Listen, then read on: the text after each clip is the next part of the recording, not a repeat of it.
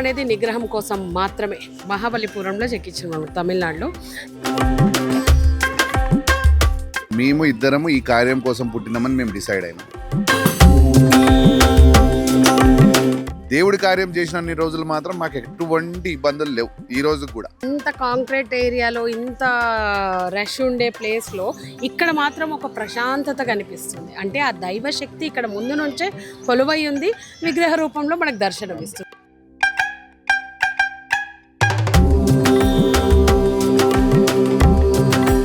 ప్రతి శుక్రవారం ఒక 2000 మందికి అన్నప్రసాదం కూడా చాలా సులువుగా చేస్తారు. చాలా మంది రాజకీయ నాయకులైనా పెద్దవాళ్ళు వచ్చినప్పుడు అందరినీ పక్కకు జరిపి తీసుకెళ్లి గర్భగుడిలో ముందు తీసుకెళ్లి శాల్వాలు కప్పుతున్నారు.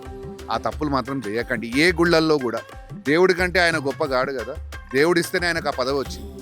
ఎవ్వరు వచ్చినా కూడా అందరూ సమానంగానే వెళ్ళాలి, ఒకే లైన్లో వెళ్ళాలి. చాలా మందికి అది ఇబ్బంది కలుగుతుండొచ్చు, మాకు ఫోన్స్ వస్తాయి వీళ్ళ దగ్గర నుంచి వాళ్ళ దగ్గర నుంచి, కానీ మనం ఎప్పుడు యాక్సెప్ట్ చేయము.